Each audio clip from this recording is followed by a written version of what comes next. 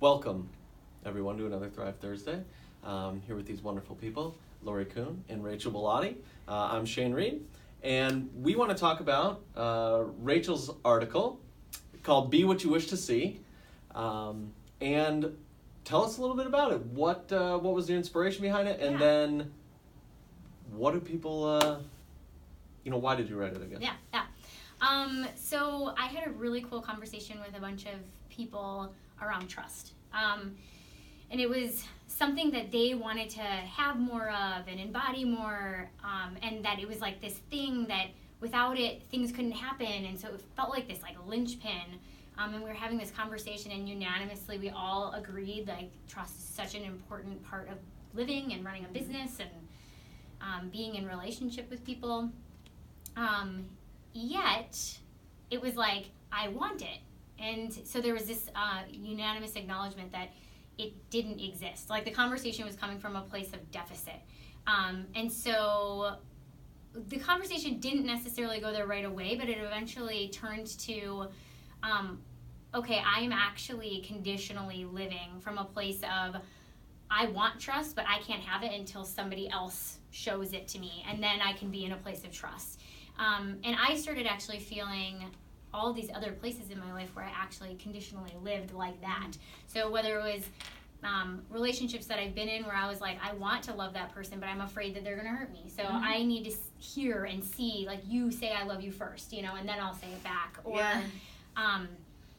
even, I don't know, just waiting to act a certain way until somebody else shows me that I can be authentic with them and open because they are creating that space. And how often I'm not actually living then when I'm just like waiting for somebody else to give me the perfect space to step into and be that thing. And so, I like when you go through that in your article because you really break out all the different ways that people need things to happen for them to trust. And it's fascinating to me because there are all these different criteria that have to line up so that they can move forward and trust. Yeah, absolutely.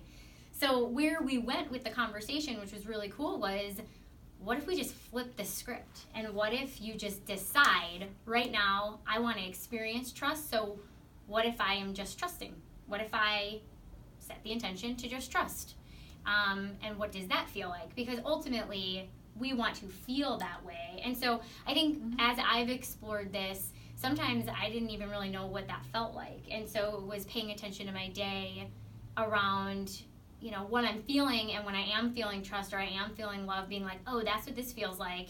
And when I'm in a time where I'm around somebody who maybe isn't allowing, I am putting on them like, you're not giving me the feeling that I can trust right now.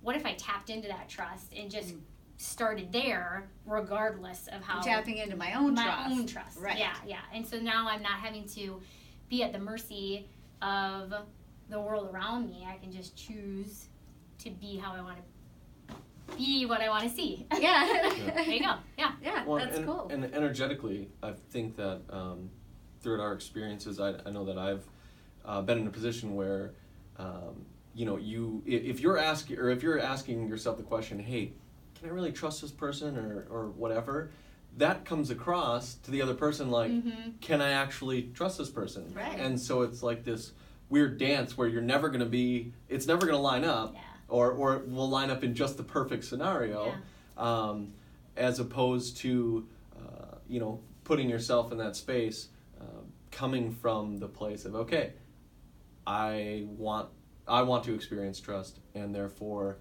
that energetically then can come, the other person can then feel that, and then meet you there as well. And then it's kind of like the Venn diagram, right?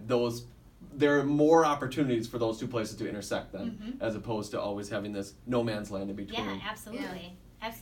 And in addition to that, just connecting with your own trust, there's the bigger concept of the universe has my back, or whatever your belief is, God has my back, so I can trust that how I'm experiencing this person is the way I need to experience this person. So you're not going into, do I trust this person or not? What's my gut telling me? And you're not in that dynamic. You're going, I trust that this person's being who they need to be in this moment, and you can connect to that trust. Yeah, totally. Absolutely, because it's not we don't want to be reckless with it, right? I'm just going to be aloof Right. and trust Right, everybody, trust everybody, and whatever, yeah. and this person walked all over me and You that can person have did my that, and whatever. design, yeah. Yeah, but I love the way you tied it to inner truth in it coming back to, okay, well, maybe this person has done things or they're new to my world, right? I don't have to give them all of my trust, but I can trust that in this situation that it's going to unfold in the best way possible. Yeah. Yeah, it is a good expansion. It is cool though. I mean, because how often, and I'll own it for myself, of how often I just have gone through my life and not really taken that ownership of either, to your point, saying I'm going to trust that they need to be where they are and that I'm getting something from it, and I can put my boundary up, and now I can, what's my part in all of this, right. versus it just being so like, Ambiguous? I guess victim. Yeah. You become a victim almost too. Yeah, and I like the way you can turn it around. You may not trust that person, but I trust me enough to know how to handle that person. Absolutely. Yeah. Yep. So it's just knowing that, I trust that I can get through this. I trust that I can handle this situation. So it's just connecting back to, like you said, that inner trust that you can only have in yourself, because you may have just met this individual, or they may have, wronged you in the past, or whatever it is, but you can always go back to, I know I can navigate these situations and I can trust in that. Yeah, it's a cool way to live. I know that people we were chatting about with this said, like, this is a paradigm shift to, like, make that type of switch where you are not just waiting around. And, it's even more than just the waiting around, but where you are kind of owning your own part in it. And it brings you back into your power, because now it's Absolutely. not this external, I need to wait for you to do all those things so I can trust you. Yeah. There's no power in that. You've essentially said, you control how I feel about myself. Yeah, totally. Very cool. And I also I have to bring up this sentence because I love it. You put, when I wait for the external world to validate my experience, I am left waiting and waiting and waiting. Yeah. But when I have the nerve to completely flip the script, like you mentioned earlier, I get to experience the thing I want right now. And so that's beautiful. I don't have to wait for you to be trusting. I can just trust because I'm a trusting person and I know I can trust myself in this experience. Yeah, absolutely. And it's not that, I guess I feel compelled to share that it's not that you all of a sudden choose it that way and then you never feel like any of the rest of the stuff. Like, I still completely feel like I really wish that person would do it first because I'm scared, or like, I've never done that before. And so it's like allowing yourself to feel, for me, allowing myself to feel all those things, and then saying, okay, cool, and what do I want to do about that? Right. Who do I want to be given all of that? And then I can go, okay, what do I want right now? What do I want to create right now? So yeah. What a cool theme coming into this New Year's with Yeah. resolutions and intentions flying around, and how you're gonna be engaging in things that you are new to sometimes, and with new teams. I know from the sports side of things, engaging in that kind of shifting the power back to you. I think is a really not coincident. What's the word I'm looking for? I don't know. Cool. Well, so as a coach, I'm glad you brought that up. So when you're dealing with new players, how do you go into that trust? How do you feel confident when you're not fully aware of how these people can perform on your team? Man, I think it goes back to the same thing that we were talking about earlier, is the end goal is the same for both of us. If I look at both perspectives, the end goal is the same. I want them to be a part of this team, and I, whatever. And then at the same token, if they're trying out for this team, they want to be a part of it too, at least at some capacity. And so, as long as I can trust that we're going to the same place, I'm going to be open to, seeing them and how they can contribute to that process, and then using my awareness whether they can or not. You know what I mean? So it's.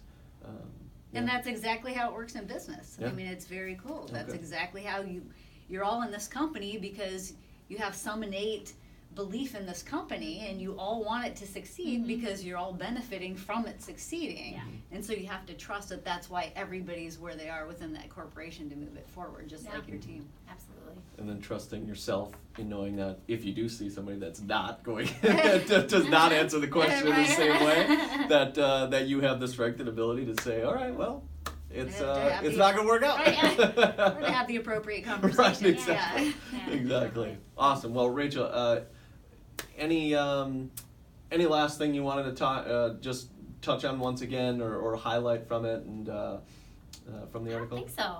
I feel really complete. Yeah, it was a fun one to write. And it was a fun one to read. I mean, Yeah. it's a really good article, so I highly recommend Love it. that if you have not read it, you go back and read it. Thank you. Thank you Absolutely. for writing this. Absolutely. Well, thank you, Lori. Thank you, Rachel. Thank you, everybody, for watching. Just wanted to let you know that we have a Power of Intention, very topical now that the New Year's come around, workshop next Tuesday from 6 to 7 p.m. Complimentary. Complimentary, free.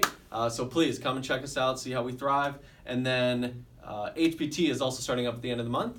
So if you feel compelled to take the personal development, kind of path, then we'd love you to check that out and sign up for that if you're in that space. So thank you very much again, and we'll see you later. Bye, guys. Bye.